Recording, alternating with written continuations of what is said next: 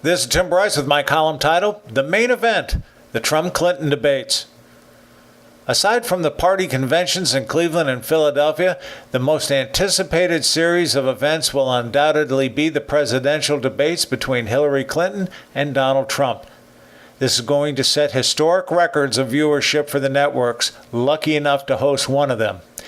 Actually, a bidding war should be devised between the networks and the proceeds going to a mutually agreeable charity. The dates will be huge and represent a flashpoint in the direction of the country. They will be even bigger than the heavyweight contest between Muhammad Ali and Joe Frazier in the early 1970s. Such fanfare will be as a result of Mr. Trump's ability to promote such events, as demonstrated by the high ratings of the GOP debates. Due to the sharp ideological differences between Mrs. Clinton and Mr. Trump, the nation will watch in greater numbers than any previous presidential debate. As a type A businessman, Mr. Trump will be brash, boisterous, confident, and entertaining. He will undoubtedly take the offense in the debate.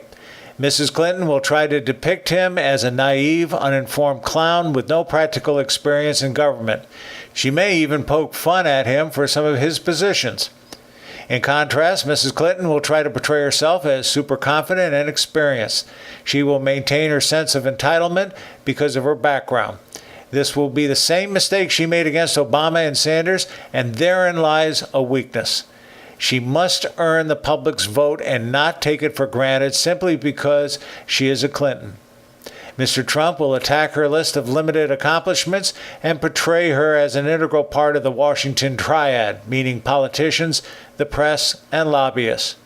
Trump's goal is to depict her as a part of the establishment which is considered broken by the general public. Consequently, she will be forced to play defense. Mrs. Clinton will likely accuse Trump of being a hypocrite, violating business ethics, and not treating women fairly. And by doing so, she will unwittingly open Pandora's box, which will be the green light for Trump to attack the past indiscretions of the Clintons. She desperately needs to maintain her composure and will try to appear above it all.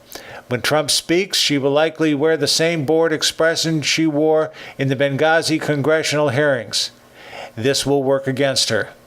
If Trump attacks her like his GOP rivals, she'll say, "You see, this is how he treats women."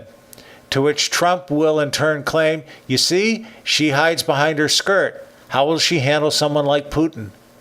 We saw the wrath in Carly Fiorina's eyes after allowing Trump to get under her skin. If Hillary does likewise and cracks under the strain, she may go into one of her legendary tirades, thereby losing the debate. I call this the Captain Quigg phenomenon from the movie The Caine Mutiny. Like Quigg, who was played by Humphrey Bogart, Mrs. Clinton may become unglued under pressure from Trump.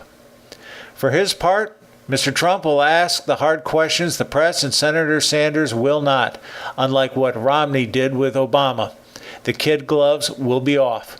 If a debate moderator asks, "Why do you believe Mrs. Clinton belongs in jail?" Trump will be unafraid to reopen Benghazi and the email server.